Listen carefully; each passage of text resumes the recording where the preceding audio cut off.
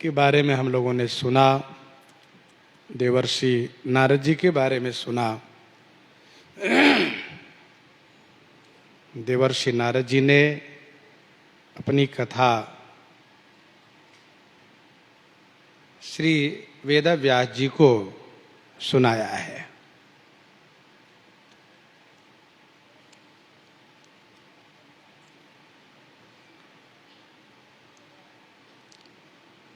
भगवान वेदव्यास जी से यह कहा कि जब मैं दूसरे कल्प में ब्रह्मा जी का पुत्र बना तो अब तो मैं ठाकुर जी का इतना प्रिय हो गया हूं कि जैसे मैं वीणा बजा करके प्रभु के गुणगान करता हूं, उनको बुलाता हूं, वैसे ही प्रभु मेरे हृदय में प्रकट हो जाते हैं। मैंने एक बार पूछा भी, प्रभु आपसे मिलने की जब मेरी बड़ी इच्छा हो तो मैं कहाँ दर्शन करने के लिए आऊँगा? प्रभु ने कहा, नारद जी आपको कहीं आने की आवश्यकता नहीं है, मैं आपे के पास आ जाऊँगा। आपको करना क्या होगा? तो नारद जी यही करना होगा कि मेरा गुणगान आप करिएगा।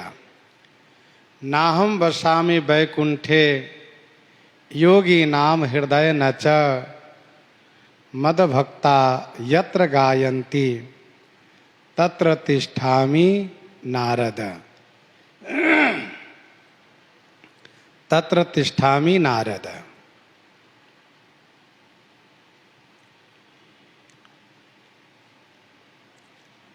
भगवान तुरंत प्रकट हो जाते हैं। नारद जी ने भगवान वेदव्यास जी से कहा है। नारद जी महाराज उस समय में भगवान वेदव्यास जी को समझाते हैं, जब 17 पुराणों की रचना करने के बाद भी उन्हें संतुष्टि नहीं होती है, मन में असंतोष बना रहता है, तब आप उन्हें उन 4 श्लोक का उपदेश करते हुए भागवत जी की रचना करने के लिए कहते हैं। और भगवान वेदव्यास नारद जी की बात मान करके ऐसा ही करते हैं तो उनके चित्त में शांति मिलती है, परम विश्राम प्राप्त होता है। श्री नारद जी महाराज शिष्य बनाने में जब देखते हैं कि योग्य शिष्य है तो गर्भ से ही चेला बना लेते हैं। जैसे कि प्रहलाद जी को गर्भ में ही चेला बना लिए। ध्रुव जी को बन जाते हुए देखा तो लगा कि यह योग्य शिष्य है, पहुंच गए और उनको उपदेश देकर उनको चेला बना लिए। तो श्री प्रहलाद और ध्रुव इनके प्रमुख शिष्य में से हैं जिन्होंने भगवान को प्राप्त किया है। दक्ष प्रजापति हर्यश्व नाम के 10,000 पुत्र पैदा किए। दक्ष प्रजापति हर्यश्व नामक 10,000 पुत्रों को जन्म दिए और सबसे कहा, जाओ तप करो, तप करके शक्ति प्राप्त करो, जिससे कि सृष्टि की संरचना में मेरा सहयोग करना। नारद जी पहुंच गए और उनको शिक्षा दीक्षा दे करके सबको विरक्त बना दिए। यह सूचना जब दक्ष को मिली तो बड़ी गुस्सा आई, लेकिन गुस्से को उन्होंने शांत किया और फिर से 10,000 बेटे को पैदा किया और फिर कहा, जाओ तुम लोग तपस्या करने जाओ। नारद जी फिर वहीं पहुंच गए उन सब के पास और समझा बुझा करके उनको चेला बना करके तप में प्रवृत्त कर दिए। अब की बार दक्ष को सहन नहीं हुआ, नहीं सह पाए, बड़ी गुस्सा लगी, बहुत क्रोध आया और क्रोधावेश में आकर के श्राप दिया, नारद तुम बड़े ही निर्मम हृदय वाले हो, कठोर हृदय वाले हो, तुमने अच्छा कार्य नहीं किया, अच्छा व्यवहार मेरे साथ नहीं किया, इसलिए मैं श्राप देता हूं, तुम कहीं भी 2 घड़ी से अधिक ठहर नहीं सकते हो। नारद जी के पास वह सामर्थ्य है, उस श्राप के प्रतिकार कर सकते हैं, लेकिन नारद जी ने प्रतिकार न करके उनको सहन कर लिया और सहन करके अपनी साधुता का परिचय दिया। साधु वे हैं जो अपराधी के दंड देने का सामर्थ्य रखते हुए भी दंड न देना और उसे सहन कर लेना, ये साधुता है। अर्थात बदला लेने का सामर्थ्य होते हुए भी बदला न लेना, यही तो साधुता है।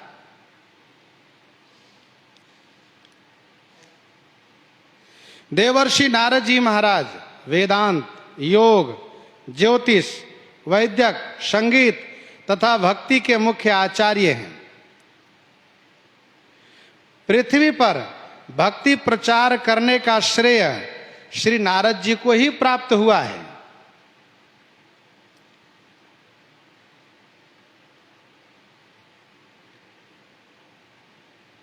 भक्ति देवी तथा ज्ञान वैराग्य के कष्ट दूर करते हुए, भक्ति देवी तथा ज्ञान वैराग्य के कष्ट दूर करते हुए वृंदावन में श्री नारद जी ने प्रतिज्ञा की है। कैसी प्रतिज्ञा? यही कि हे भक्ति देवी, कलयुग के समान और कोई युग नहीं हो सकता। कलयुग समजुगान नहीं जो नर कर विश्वास। सो हे भक्ति देवी, इस कलयुग में दूसरे धर्मों का तिरस्कार करके और भक्ति विषयक महोत्सवों को आगे करके जन जन और घर घर में तुम्हारी स्थापना न करूं तो मैं हरिदास नहीं कहलाऊंगा। नारद जी का देन है कि कलयुग में इस प्रकार से भक्ति का बहुत प्रचार प्रसार हो रहा है। नारद जी ने जो प्रतिज्ञा की है उसी के कारण जो भी भक्ति के प्रचार करते हैं उन पर नारद जी विशेष अनुकंपा करते हैं। नारद जी बड़े संतुष्ट होते हैं। वे चाहते घर घर में रामायण का पाठ हो, नाम का संकीर्तन हो, खूब भजन पूजन हो, वे चाहते हैं।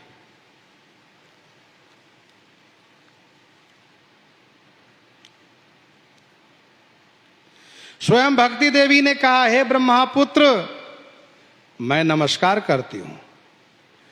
आपके एक बार उपदेश से श्री प्रहलाद जी माया पर विजय प्राप्त कर लिए, ध्रुव जी ने ध्रुव पद प्राप्त कर लिए। इसलिए हे नारद, तुम्हारी जो मुझ में प्रीति है, तुम्हारे चित्त में मैं सदा निवास करूंगी, हमेशा रहूंगी। ऐसा भागवत जी में स्पष्ट कहा है। श्री भगवत रसिक जी ने देवर्षि नारद जी के लिए कहा, गुरु नारद सो मिलई अकिंचन पर उपकारी। गुरु नारद सो मिलई अकिंचन पर उपकारी।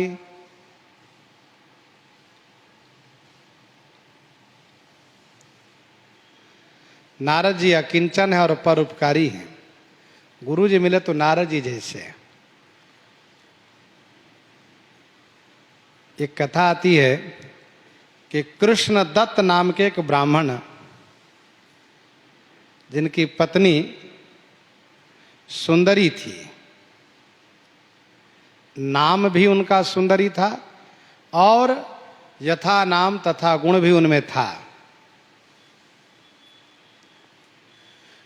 दोनों पति पत्नी में परस्पर का बहुत प्रेम था। दोनों बड़े ही सुखपूर्वक जीवन यापन कर रहे थे। नारद जी कहीं जा रहे थे तो नारद जी कृष्ण दत्त के घर पहुंच गए। कृष्ण दत्त जी थे नहीं, कहीं बाहर गए थे। उनकी पत्नी जो सुंदरी थी, उनको साधु महात्मा के प्रति बड़ी श्रद्धा थी। उन्होंने देखा नारद जी आए हैं, बहुत खुश हो गई। आहा, जय हो, मेरा हो भाग्य। उन्होंने पूजन किया और फिर बढ़िया भोजन बना करके प्रसाद पवाया और फिर इसके बाद उनको सुंदर आसन पर बैठाया। तब नारद जी ने पूछा, आहा, ये बताओ तुम किनकी भक्ति करती हो, श्री कृष्ण की कि श्री राम जी की? मैंने दीक्षा नहीं ली है महाराज। तो नारद जी जो प्रसाद पाए थे सबको बमन कर दिए, उल्टी कर दिए। उल्टी करके फिर बैठे, कहा सुनो, जो वैष्णव न हो, जो दीक्षा न लिए हो, उनके हाथ का पानी भी मैं नहीं पीता हूं। मुझे नहीं पता था कि तुम वैष्णव भी नहीं हो, भक्त नहीं हो। तुम ध्यान रखना, जो वैष्णव न हो, ससुर हो, कोई भी हो, सास हो चाहे ननद हो, ऐसा कहा सुनो, तुम इस प्रकार से नाम जपना, मंत्र जपना, तिलक लगाना, पूजा पाठ करना, भगवान को भोग लगा के प्रसाद पाना, इस प्रकार से कह करके और फिर नारद जी फिर से दोबारा उनके हाथ से प्रसाद बनवा करके, भोग लगवा करके, पा करके फिर प्रस्थान किए। सुंदरी ने क्या किया, सब बर्तन बदल दिया, सब पात्र को बदल दिया, कहा ये सब अशुद्ध है। नए मटके में जल रखा, नए नए बर्तन को उपयोग में लाना शुरू किया। इतने में अब काफी देर हो गई, उनके पति आए। पति आए तो वे सहज भाव से और दिन की तरह मटका जल लेने लगे। कहा नहीं नहीं, आप जल मत छूना। क्यों? कहा भी वहीं रहो आप। जल निकाल के दिया, हाथ पांव धोए, बैठाया, भोजन परोस के दिया। नित्य की भांति भोजन छोड़ दिया थाली में। तो उसने उठाया, उठा करके बाहर बहा दिया, बहा करके थाली को धोया, चौका लगाया, फिर दूसरा भोजन लिया, पाना शुरू किया। तो पति कृष्णदत्त सोचते हैं कि इसको हो क्या गया है, इसने मुझे पानी नहीं छूने दिया, इसने आज मेरे जूठन को नहीं खाया, थाली को धो करके तब दूसरी थाली में भोजन किया, क्या हो गया है? तब कृष्णदत्त ने पूछा कि तुमने ऐसा क्यों किया, क्या हुआ तुम्हें? तो उन्होंने सहज भाव से कहा कि देखो, आप दीक्षा नहीं लिए हो, वैष्णव नहीं हो, भक्त नहीं हो, और मैंने दीक्षा ली है देवर्षि नारद जी से, और मैंने ये निर्णय किया है गुरु जी की आज्ञा से कि अब जो वैष्णव नहीं होंगे उनके हाथ का मैं कुछ ग्रहण नहीं करूंगी, और जो वैष्णव नहीं होंगे उनको मैं घर की उपयोगी वस्तु को छूने तक नहीं दूंगी। तो बहुत झुंझलाया, बहुत नाराज हुआ, एक हाथ थप्पड़ लगाया, डांटा। लेकिन वह भी पक्के गुरु की शिष्या है। उसने कहा, तजौ न नारद करो उपदेशो, आप कहें सतबार मैं सुख, आप चाहे मार डालो मुझे, लेकिन मैं अपने गुरु जी की आज्ञा को नहीं टाल सकते, गुरु जी की बात को मैं नहीं छोड़ सकती। आप मानो नहीं मानो, लेकिन मैं नहीं मानने वाली। इस प्रकार से जब कहा तो वे ढीले पड़ गए। कहा, अच्छा ठीक है, तुम अपने गुरु जी को बुलाओ, गुरु जी आएंगे, मैं भी दीक्षा ले लूंगा। कहा तब ठीक है। कहा तभी मैं आपको जुठन पाऊंगी, तभी आपको सभी वस्तुओं को छूने दूंगी। कहा ठीक है। गुरु जी को स्मरण किया, गुरु जी आए, समझाए। कृष्णदत्त गए नहाने के लिए। नहाने के लिए गए तो रास्ते में कोई मिल गया इनको। कहा क्या बात है, बहुत जल्दी जल्दी नहाने जा रहे हो? कहा सुनो, मेरी पत्नी ने दीक्षा ली है देवर्षि नारद जी से, और मैंने भी दीक्षा लेने का निश्चय किया है, इसलिए नहाने जा रहा हूं, नहाकर गुरु से दीक्षा लूंगा। कह रहे तुम पागल हो, अभी पितर पक्ष चल रहा है, अभी पितर को पानी देने का समय है, अभी टाल दो, कार्तिक में जाकर दीक्षा लेना, अक्षय नवमी पर। लौट के आया, कहा महाराज अभी पितर पक्ष है, शुभ मुहूर्त में हम दीक्षा ले लेंगे। नारद जी ने कहा देखो, भगवत शरणागति में देरी नहीं करनी चाहिए, जब मन में इच्छा हो तभी शरणागति ग्रहण कर लेनी चाहिए। कहा अच्छा महाराज ठीक है, आप कृपा करके पधारिएगा, मैं आपसे दीक्षा लूंगा, लेकिन अब आज नहीं, अभी पितरों को पानी पिला लेता हूं। कहा ठीक है, पिलाओ तुम पानी। नारद जी गए और जब दोबारा आए तब तक इन दोनों का शरीर शांत हो गया, मतलब इन दोनों का स्वर्गवास हो गया, दोनों की मृत्यु हो गई। नारद जी जब आए देखा दोनों में से कोई नहीं है, क्या बात है, कहाँ गए? तो ध्यान करके देखा, तो ध्यान करके देखने और पता चला कि वह सुंदरी तो राजकुमारी बन गई है, राजा की राजकुमारी, राजा की बेटी बन गई है, और उनके पति कहा उसी के हाथी शाला में हाथी बन गया है। नारद जी महाराज फिर कुछ कालांतर के बाद पहुंचे वहां पर। नारद जी सच्चे गुरु जी है, छोड़ेंगे नहीं, पीछे पड़े उद्धार करने में। फिर वहां पहुंचे तो राजकुमारी ने जैसे देखा, उनको पूर्व की बात सारी बातें याद आ गई और उन्होंने पूजन किया, सम्मान किया। अच्छा, नारद जी के दर्शन के प्रभाव से राजकुमारी को पूर्व जन्म की सारी बातें याद है कि मैं सुंदरी नाम की ब्राह्मणी थी और ये जो हाथी है ना, ये मेरे पति थे कृष्णदत्त, अब इस जन्म में हाथी बन गए, मैं राजकुमारी बन गई। तो हाथी के पास जब भी राजकुमारी जाए तो आंसू बहाते दिखाई दे। तो राजकुमारी ने उनका आश्वासन दिया, कहा सुनो चिंता मत करो, मैं तुम्हारी सेवा करूंगी और मैं विवाह किसी और से नहीं करूं, कहीं नहीं जाऊंगी। मानो हाथी मन ही मन सोच रहा है कि इसकी शादी हो जाएगी और दूसरे राजकुमार के रानी बन जाएगी और मैं तो ऐसे रह जाऊंगा, इस प्रकार सोचता रोता रहता हाथी। लेकिन राजकुमार ने उनको समझाया कि चिंता मत करो, तो हाथी बड़ा खुश रहता है। नारद जी आए, राजकुमारी ने पूजन किया, पर हाथी बेचारा सिर झुकाया हुआ है, उसकी हिम्मत नहीं पड़ रही है आंख से आंख मिलाने पर। नारद जी ने कुछ कहा नहीं, चलते भय कोई बात नहीं।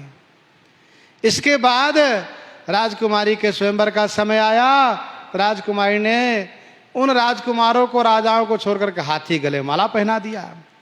राजा की बड़ी हंसी हुई, राजकुमारी की हंसी हुई, देखो उसको और कोई मिला नहीं, पर हाथी से इन्होंने विवाह किया।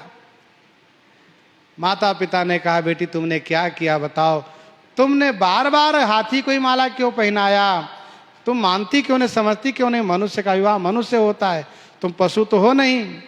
तब उन्होंने कहा कि ऐसी ऐसी बात है, पूर्व जन्म के मेरे पति हैं, मैंने इनको वचन दिया है कि मैं कहीं और शादी नहीं कर सकती, इसीलिए मैंने इनको गले माला पहनाया है। तो ठीक है, लेकिन इस जन्म में हाथी राजकुमार तो बन जाए। कहा बनेंगे, गुरुजी कृपा कर देंगे। तो कहा बुलाओ गुरुजी को। फिर राजा रानी ने, उस राजकुमारी ने, सबने गुरुजी को स्मरण किया। गुरुजी आए, हाथी बड़ा लज्जित है और हाथी के कान में सुनाया मंत्र। हाथी तुरंत हाथी शरीर से मुक्त होकर के दिव्य शरीर को प्राप्त हुआ। नारद जी इनको दीक्षित किए हैं, कल्याण किए हैं, और फिर इसके बाद दोनों का विवाह हुआ है। तो कहने का भाव यह है कि गुरु नारद सो मिलई अकिंचन पर उपकारी, ऐसे नारद जी महाराज, देवर्षि नारद जी महाराज। इसके बाद नाम आता है श्री शंकर जी। श्री शंकर जी महाराज के बारे में बड़ी प्रसिद्धि है कि इन्होंने ऐसी भक्ति की है, ऐसी भक्ति की है कि भक्ति के खजांची आप ही बनाए गए हैं। जेहि पर कृपा न करहीं पुरारी, सो न पाव मुनि भगति हमारी। और एक गुपुत मत कहूँ सबहि कर जोरी, शंकर भजन बिना नर भगति न पावै मोरी। नाम की आराधना इन्होंने अद्भुत रूप से की है। तुम पुनि राम राम दिन राती, सादर जपहु अनंग आराती। नाम प्रभाव जान शिवनी को, कालकूट फल देन अमी को। समुद्र मंथन से जो जहर कालकूट उत्पन्न हुआ, उसको भगवान के कहने पर देवताओं ने भगवान शिव को अर्पित किया। भगवान शिव ने भगवती पार्वती जी से कहा कि देवलोग असुर लोग सब इस जहर से जल रहे हैं, इसका शमन मैं ही कर सकता हूं। भगवती पार्वती ने समर्थन किया है। भगवान शिव ने उसको रा कह करके पान किया है, मां कर करके मां कह करके बंद कर लिया मुख को। राम गले में उस जहर को पचा लिया है। खायो कालकूट भयो अजर अमर तन।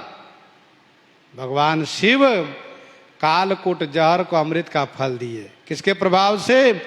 नाम के प्रभाव से, भक्ति के प्रभाव से।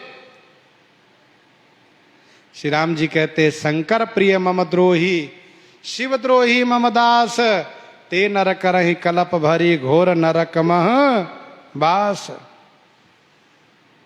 भागवत जी में स्पष्ट कहा है, नदियों में से गंगा जी श्रेष्ठ हैं। निम्न गानाम यथा गंगा, देवानाम अच्युतो यथा, देवों में अच्युत, वैष्णवानाम यथा शंभो, पुराणानाम इदम यथा तथा। नदियों में गंगा जी, देवों में अच्युत भगवान विष्णु, पुराणों में भागवत, वैसे वैष्णवों में श्री शंकर जी प्रधान हैं। इन्होंने श्री मार्कंडेय ऋषि से कहा, हे मार्कंडेय ऋषि, मैं ब्रह्मा जी और विष्णु जी तीनों एक हूं, तीनों में अभेद मानो, कभी भेद दृष्टि मत मानो। तो इस प्रकार से भगवान शिव महान भागवत हैं, जिनकी चर्चा आगे कवित्व के माध्यम से स्वामी प्रियादास जी भी करते हैं। सो चर्चा आगे सुनेंगे। इन्हीं के साथ आज सीताराम सीताराम सीता राम सीताराम सीता।